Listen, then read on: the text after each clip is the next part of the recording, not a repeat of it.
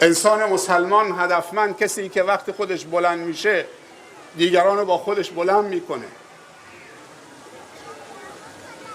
و من احیاها فکأنما احیا الناس جمیعا. خداوند میگه یک نفر رو حیات ببخشید. حیات بخشیدن حتما نیست که یه نفر در شرف مرگ یه آمپولی بهش بزنی نجات پیدا بکنه. جهل بزرگترین مرگ و نابودی است. فقر بزرگترین مرگ و نابودی است. بیبندوباری بزرگترین فقر و نابودی است و بزرگترین مرگ. خودکشی است. فحشا، مواد مخدر، منکرات، ظلم، اینا همش چه؟ نابودی است. مرگ تدریجی است. خداوند میگه اگر یه نفر رو حیات ببخشید، یک جاهلی رو آگاه بکنید، آموزش بدید، مثل این که کل بشریت رو حیات بخشیدید. یک بیماری رو مداوا بکنید، یک بچه یتیمی رو نوازش بکنید، یک بیوه‌زنی رو سرپرستی بکنید. چه کمبودهای مادی، چه کمبودهای معنوی. یک چاه آبی، یک برکه آبی، یک کتابخانه، یک کارخانه، یک بازارچی. اگر مسلمانی اکتفا بکنه به نماز خواندنش و روزه گرفتنش و حجش، اینها عبادتهای شخصی است. تو تا الان برای خودت بودی اگه نماز خوندید، اگه روزه گرفتید، اگه نماز چاشتت یا دوهات و نماز شبت فوت نشده، اگر روز 1000 بار ذکر و تسبیح میکنید، اینا همه عبادت‌های شخصی است. چقدر مفید بودی برای جامعه خودت، چقدر مردم تو حساب باز کردن، چقدر آرامش تزریق کردید، چقدر امید بودید برای دیگرانی که امیدشون رو از دست داده بودن. انسان ناامید در شرف خودکشی است. و وقتی یک حرکت تو، یک لبخند تو، یک نوازش تو امید به صدها نفر ایجاد میکنه، دوباره زندگی رو پیدا میکنه. من در یک شب از 4 استان کشور 4 تا جوان با فاصله شاید 1 ساعت با من تماس میگیرن، در شرف خودکشی بودن. وقتی به بنبست رسید، خیلی وقتا انسان ها میخوان کسی پیدا بکنن که فقط تخلیه بشن، چیز از تو نمیخوان. فکر نکنیم مسئولیم در اتاق ما یه مأمور گذاشتن، اینا همش ول میشه، اینا بزرگی نمیاره. کسی امیرالقومه که خادمشون باشه، کسی بهترینه که انفعهم للناس باشه. این گفته های من نیست. بهترین خلق خدا انفعهم للناسه، سودمندترین برای بندگان خداست. ما باید مثل باران باشیم. باران وقتی میباره، مسلمان باید مثل باران باشه. باران وقتی میباره نگاه نمیکنه بر سقف کلیسا میباره یا بر سقف مسجد میباره، بر سقف حاکم میباره یا بر سقف محکوم و رعیت میباره، بر سقف عابد میباره و زاهد یا بر سقف فاجر و فاسق میباره، بر سقف دوست میباره یا بر سقف دشمن میباره. از ما خواسته شده که رحمت باشیم برای همه، برکت باشیم برای همه، مهربان باشیم برای همه.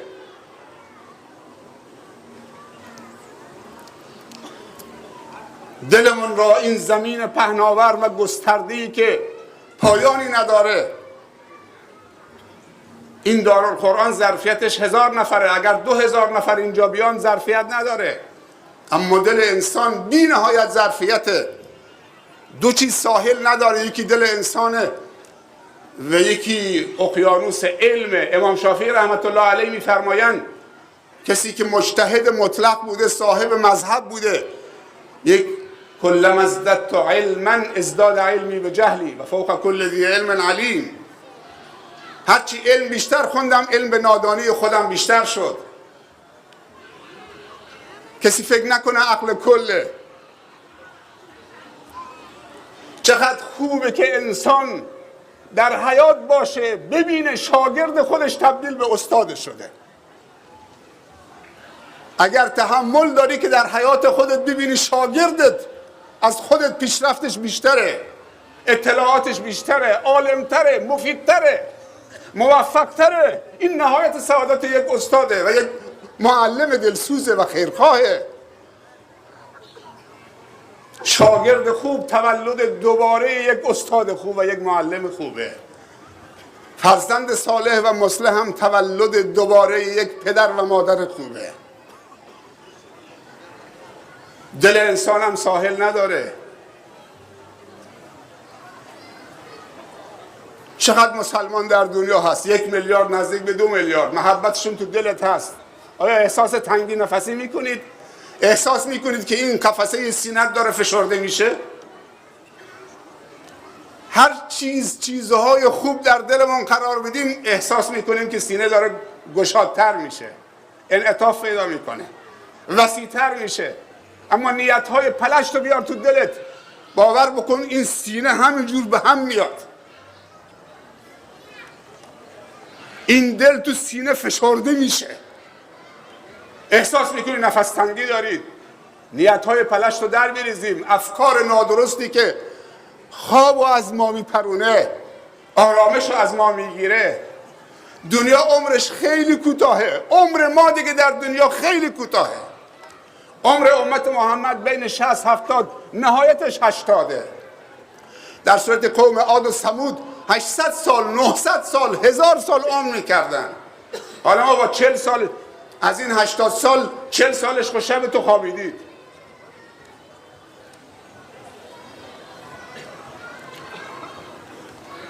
عمر ما اگر کوتاهه، نیاییم با کارهای نادرست و منفی کوتاهترش بکنیم. حیف این عمر کوتاه با معصیت نابودش بکنیم. واقعا عمر خیلی کم محدوده.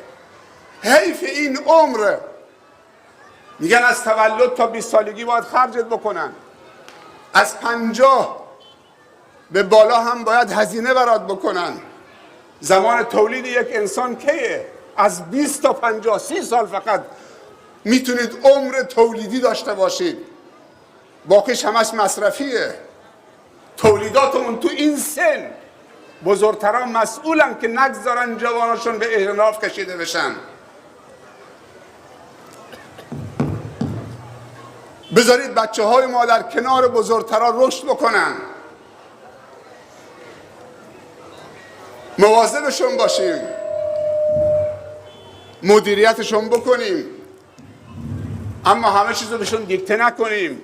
اراده رو، خلاقیت رو ازشون نگیریم. تو بحث مدیریت یک مبحثی هست به اسم کنترل و نظارت. کنترل و نظارت معنیش اینه که تو دنبال بچت بچرخی، دنبال شاگردت، دنبال زیر مجموعت که اگر اشتباه کرد منتظر بشه اشتباه بکنه سر مچش بگیرید. بحث کنترل و نظارت برای اصلاحه، نه برای قایم شدن، سر مچ گرفتن. چرا میخواید ثابت بکنید که تو اشتباه کردید؟ حضرت علی رضی الله عنه میفرمایند بچه هاتون رو وادار نکنید مثل خودتون زندگی بکنن، چون اونها برای زمانی غیر از زمان شما خلق شدن.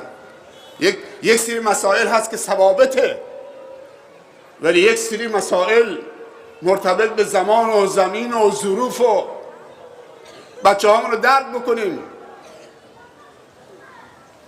باشون دوست بشیم.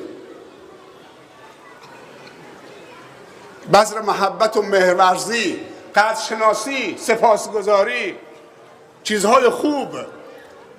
دنیا میدانی است برای به نمایش گذاشتن هنرهای زیبا. دنیا میدانی است برای به نمایش گذاشتن هنرهای زیبا. دنیا میدانی است برای نقاشی زیبا. شما تصور میکنید خداوند یک قلم دست شما داده،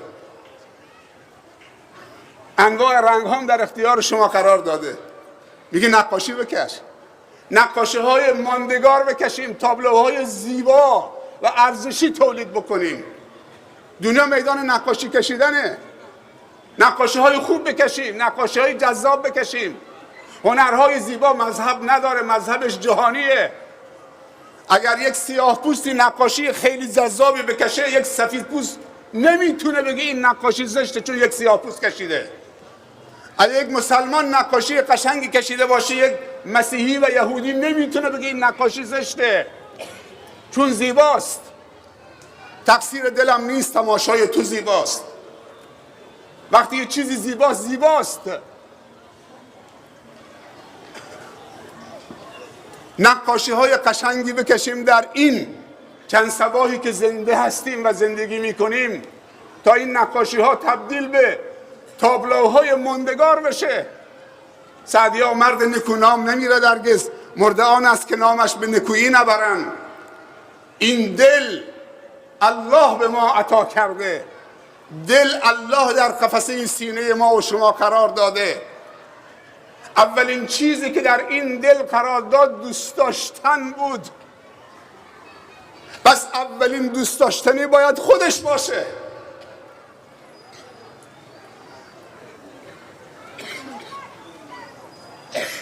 اون ذاتی که مهر ورزیدن را و دوست داشتن را و عشق را در دل ما آفرید الله.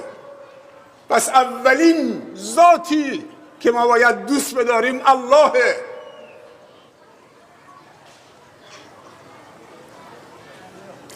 این دل بزرگ و این سرزمین بزرگ دل رو در اختیار خودش بگذاریم.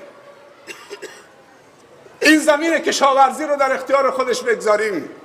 به الله بگیم ای الله این زمین پهناور دل رو تو به من عطا کردی، تو باغبان دل من بشو. اگر الله باغبان دلت شد چی میکاره؟ هرچی شد نمیدونم، آتش، عذاب قبر، جهنم، شتر کور، مار کور. یه زمانی بچه بودیم، حالا شاید اونهایی که سنی دارن میدونن، بیبری، نمیدونم شنیدن یا نه. بچه اگه شب خواب نمیرفت مادرش میگفت بخواب که بیبری میاد. حالا بیبری چیه؟ یک هیولایی میگفت پاش این قدره، فقط خون بچه ها رو میخوره، سرشون میبره، بعد وارونه با پا آویزونشون میکنه، فقط خونشون تو تشت میریزه. اینطوری بچه خواب میکردن. بیبری. داستان خوب بگو، با آرامش بخوابه.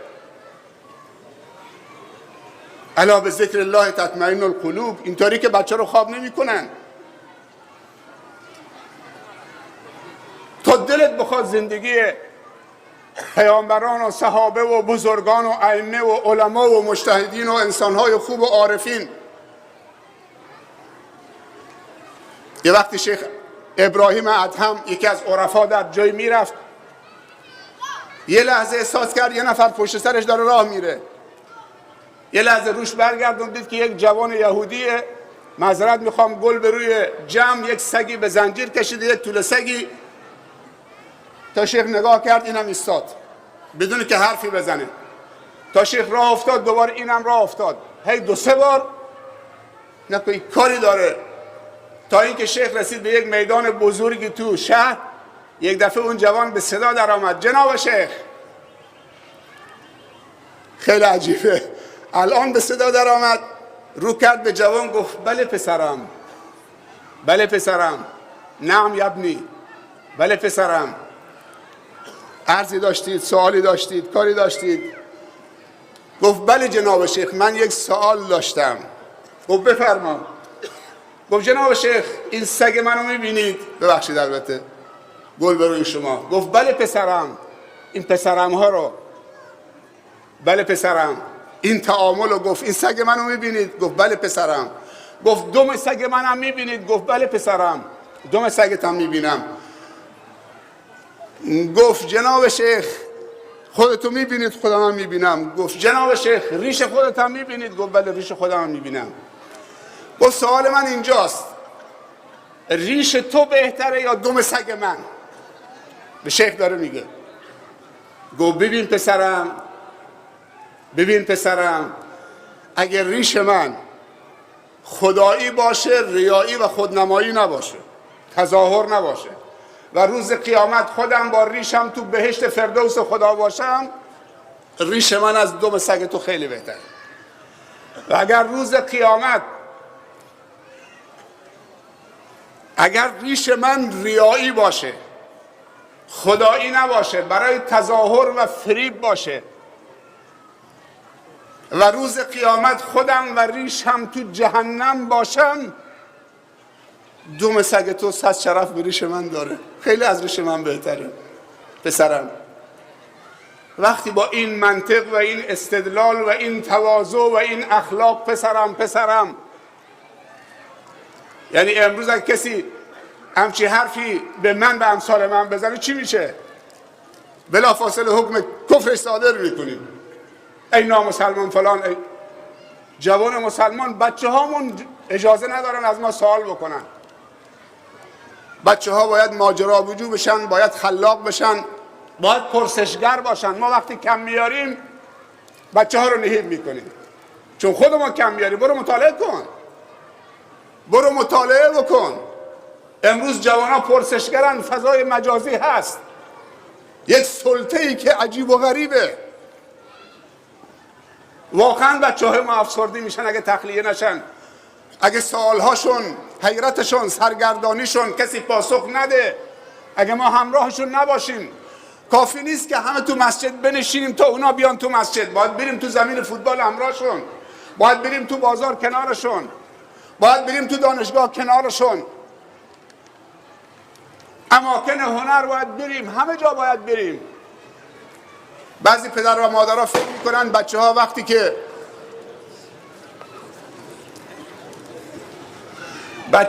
بزرگ شدن، وارد دانشگاه شدن، دیگه خطر برطرف شده. تا زمانی بچه هم چه؟ با بچه خیلی، ولی وقتی بزرگ شدن حتی پدر و مادرها روشون نمیشه وقتی بچهشون وارد دبیرستان شد بچه هاشون رو ببوسن. باور بکنید دیگه میگن اینا بزرگ شدن. باور کن دختر وقتی وارد دبیرستان میشه نیاز داره که پدرش روزانه 2-3 بار و مادرش، خصوصا پدرش، دختر دبیرستانیشو به آغوش بکشه، بفشاردش، ببوسدش، بگه دخترم دوست دارم. مادرش، داییش، عموش. ما عیب میدونیم وقتی دختر وارد دبیرستان و دانشگاه شد پدر دخترشو ببوسه. علمای تربیت میگن وقتی بچه‌های ما بزرگتر میشن خطرم به اندازه بزرگی اونها بزرگ میشه. وقتی وارد دانشگاه شدن خطرها به اندازه دانشگاه میشن. باید همراه باشیم. اما خانه مسجد، خانه منبر، مسجد، مدرسه دینی، میادین دعوت فقط مسجد نیست، مدرسه دینی و مکتب خانه نیست. کل زمین و میادینی که وجود داره و عرصه های زندگی همه میادین دعوتن. امشب واقعا شب بیاد ماندنی است. من خیلی وقت دیگه تو عروسی ها نمیرم، ولی امشب رمکان توفیق بود که بیام. یه سوژه خیلی زیبایی را آفریدید. نماز جمعه نیست، نماز عید اضحی و عید قربان و عید فطر هم نیست، ولی هر وقتی ما و شما بخواهیم میتونیم یک مناسبت زیبا بیافرینیم، سوژه های زیبا خلق کنیم. واقعا شب بیاد ماندنی است. هوا سرده، مجلس هم طولانی شده، ولی میبینم که مسئولین هم نشستن. حاج آقا طاهرم تشریف آوردن، شاید حالا یادم نمیاد، شاید هم قبلا تو جلساتی ملاقات کردیم، یا امام جمعه شهرستان قشم هستن تشیع، آقای خطیبی تشریف شدن، جناب شیخ خمینی بالاخره کسالت دارن ولی نشستن. بزرگان ما تو صحنه هستن، حضور دارن تو شادی مردم. عروسی مردم براشون مهمه، آینده جوانا براشون مهمه. ارزش داره آدم 2 ساعت تو سرما بنشینه که این جوانا قوت قلب بگیرن، حضور علماشون. از همه عزیزانی که همکاری کردن این برنامه با شکوه برگزار بشه ممنونیم، جزاهم الله خیرا. خدا بهشون اجر و پاداش بزرگ عنایت بفرمایند. برای همه این عزیزانم ماشاءالله یک دست سفید پوش الله صلی الله علیه و سلم و ام المؤمنین و امهات المؤمنین با محبت بین اونها برقرار کرد، بین دل رسول الله صلی الله علیه و سلم و امهات المؤمنین. بین دل حضرت علی رضی الله عنه و فاطمه زهرا، با همون مودت بین دلهای این 41 زوج جوانمون، با همون محبت